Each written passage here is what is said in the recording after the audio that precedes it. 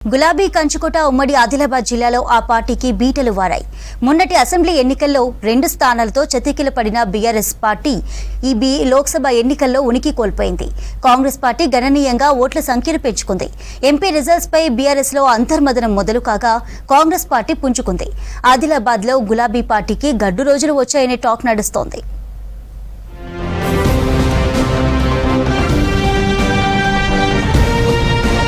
లోక్సభ ఎన్నికల ఫలితాలతో బీఆర్ఎస్ ఉనికి అగమ్య గోచరంగా మారింది. ఆదిలాబాద్ ఎంపీ సెగ్మెంట్లో మొత్తం ఓట్లు 16,50,175 ఓట్లు కాగా ఇందులో 12,21,563 ఓట్లు పోలయ్యాయి. పోలైన ఓట్లలో బీఆర్ఎస్ 1,38,800 ఓట్లు సాధించి 3వ స్థానంలో నిలిచింది. ఎంపీ సెగ్మెంట్లో ఈసారి సుమారు 80,000 కొత్త ఓట్లు నమోదయ్యాయి.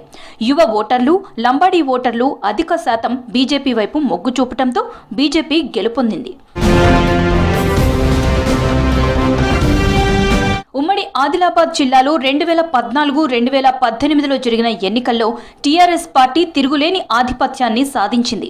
మొత్తం 10 అసెంబ్లీ స్థానాల్లో పట్టు సాధించింది. Adilabad, Boath, Khanapur, Asifabad, Sirpur T, Nirmal, Mudhole, Bellampalli, Mancherial, Chennur assembly నియోజకవర్గాలున్నాయి.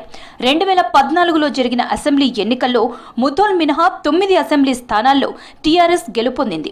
అనంతరం జరిగిన పరిణామాల్లో ముథోల్ కాంగ్రెస్ ఎమ్మెల్యే విఠల్ రెడ్డి టీఆర్ఎస్ లో చేరడంతో 10 అసెంబ్లీ స్థానాలు కైవసం చేసుకుంది. 2018లో జరిగిన ఎన్నికల్లో ఆసిఫాబాద్ అసెంబ్లీ మినహా 9 అసెంబ్లీ స్థానాల్లో టీఆర్ఎస్ విజయం సాధించింది. తర్వాత ఆసిఫాబాద్ ఎమ్మెల్యే ఆత్రం సక్కు టీఆర్ఎస్ లో చేరారు. బీఆర్ఎస్ ఖాతాలో 10 స్థానాలు చేరాయి. దీంతో ఆదిలాబాద్ జిల్లా గులాబీ కంచుకోటగా మారింది.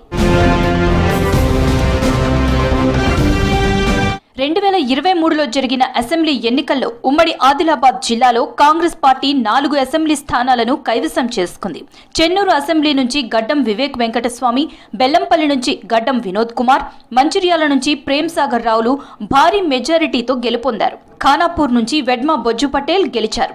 ఆదిలాబాద్, నిర్మల్, ముథోల్, సిర్పూర్ టీ స్థానాలను బీజేపీ కైవసం చేసుకుంది. ఆసిఫాబాద్, బోధ్ అసెంబ్లీ స్థానాలు బీఆర్ఎస్ గెలుచుకుంది.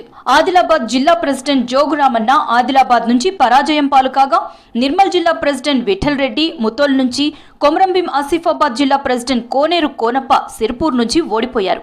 లోక్సభ ఎన్నికలకు ముందు మాజీ మంత్రి ఐకే రెడ్డి, మాజీ ఎమ్మెల్యే విఠల్ రెడ్డి, కోనప్పలు సొంత గూటికి చేరారు. లోక్సభ ఫలితాలతో బీఆర్ఎస్ పార్టీ పూర్తిగా బలహీనపడిందని స్పష్టమవుతోంది. 10 ఏళ్లుగా దేశంలో నీతివంతమైన పాలనతోనే బీజేపీ 2వసారి గెలిచిందన్నారు ఎంపీ నగేష్. అభివృద్ధిని కోరుతున్న ప్రజలు నిజాయితీ పరులను గెలిపించారన్నారు. అవినీతి పార్టీ నాయకులను ఓడించారన్నారు. ఒక అభ్యర్థిగా నేను వారందరినీ నేరుగా కలవకున్నా భారతీయ జనతా పార్టీపై నమ్మకంతో, విశ్వాసంతో కార్యకర్తలు అదే మాదిరిగా నాయకత్వం అంతా కూడా ఈరోజు నా విజయం కోసం పాటుపడేటువంటి వారందరికీ కూడా పేరు పేరున నేను ధన్యవాదాలు అర్పిస్తూ ప్రజాపాలన అందిస్తున్న కాంగ్రెస్ పార్టీకి ఆదరణ పెరిగిందన్నారు కాంగ్రెస్ ఎంపీ అభ్యర్థి సుగుణ. నైతికంగా కాంగ్రెస్ పార్టీ గెలిచిందన్నారు. ఓడిపోయినా పార్టీ బలం పుంజుకుంటుందన్నారు కాంగ్రెస్ నేతలు. ఏమైనప్పటికీ రాష్ట్రంలో కాంగ్రెస్ పార్టీ ఉంది. గెలుపు ఓటములు అనేటువంటివి సహజం. అంటే ఇది నా గెలిపే అనుకుంటున్నాను నేను. ఎందుకంటే నేను కొత్త వ్యక్తిని కాంగ్రెస్ పార్టీలో అయినప్పటికీ కూడా నా కాంగ్రెస్ పార్టీ నాయకులు, ఇన్ఛార్జీలు, డీసీసీలు, కార్యకర్తలు అందరూ కూడా చాలా కష్టపడి పనిచేసినందుకే నేను మరి గట్టి పోటీ ఇవ్వడం అనేది కూడా జరిగింది. అయినప్పటికీ కూడా రాష్ట్రంలో మా ప్రభుత్వం ఉంది. ఎంపీ ఎన్నికల ఫలితాలలో బీఆర్ఎస్ ఉనికి ప్రశ్నార్థకంగా మారింది. అయోమయంలో పడ్డారు గులాబీ నేతలు, ఆ పార్టీ కార్యకర్తలు.